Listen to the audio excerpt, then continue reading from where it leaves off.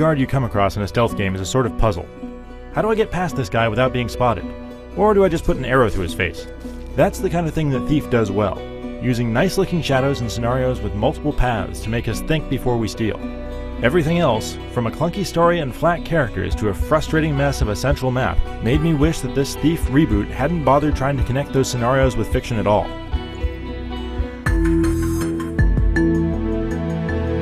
As his title would imply, main character Garrett steals pretty much anything that isn't nailed down, including junk like forks, pens, cups, you name it.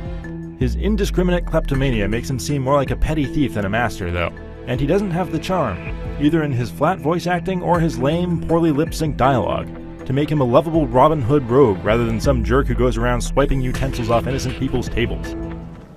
Do you believe in ghosts? Huh? Spirits. You know, the dead coming back to haunt the living, punish them.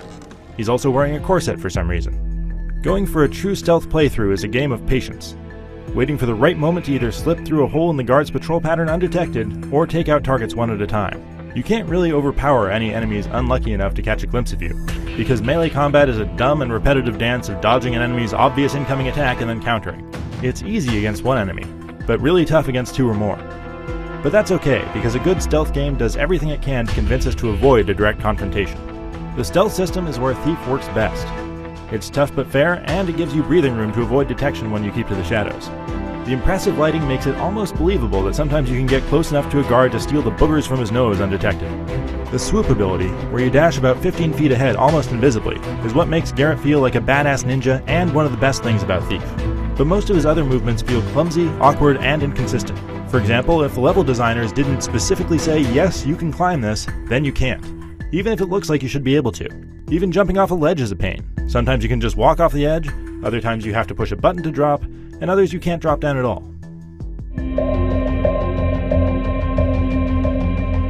That's just part of what makes moving around the main hub map constantly frustrating. The city, as it's simply known, is a maze-like jumble of dark, narrow streets and tight passages over rooftops that mostly look alike. I hate the way the city map is broken up with frequent loading screens, which can last upwards of 20 seconds on Xbox One and PlayStation 4. It makes Thief seem like an old game. Worse, it robs the city of a sense of continuity, and makes it hard to get where you're going. Even with the minimap, getting from point A to point B is a huge pain, especially when the citizens get stuck in an annoying conversation loop and repeat the same dialogue. I just rolled with Polly Adler, the sweetest smelling dock frock in the skin market. I guess her perfume's still clinging to me.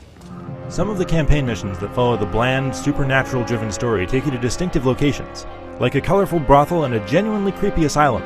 But too often the level design feels claustrophobic and doesn't leave much room to maneuver. They do have branching paths, and a handful have interesting puzzles at least. In certain scenarios, mostly the side missions, things open up and give you room to decide how you want to get in and out of a building. Through the vents, the basement, the roof, or just barging in the front door. You're rated on each mission by what approach you took and how often you were spotted, so there is lots of incentive to go back and try different approaches.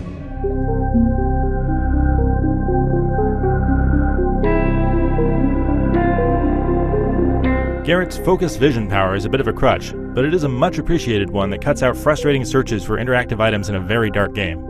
You can buy focus upgrades to make the lockpick minigame easier, or give you hints about where treasure is stashed, but the only one that really changed the way I played in a negative way was the combat upgrade that let me quickly take down alerted guards.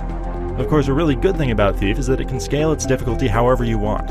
I found the normal Thief difficulty setting to be tough enough for me, but pulling off a master-level heist with autosaves, focus, and crosshairs disabled without being spotted is going to be worth some serious bragging rights.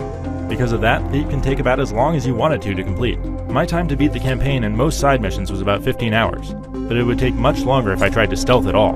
That's pretty much how you have to look at Thief, as a collection of challenging scenarios. 2 of those can be accessed independently from the challenge menu with a selection of timed goals. You'll find one additional map is available as DLC. Thief does have some strong stealth mechanics going for it, and getting away unseen with a big haul of loot can be an enormous challenge. But it doesn't always put that to good use. Between the hit-or-miss missions is an extremely annoying city hub map, and a weak story full of bland characters. And Garrett himself isn't as sure-footed as a master thief ought to be. Ignoring the story and cherry-picking the best side missions is the best way to approach it. For more on Thief, stick around on IGN. Now here's a little thieving in action. be glad when this is all over.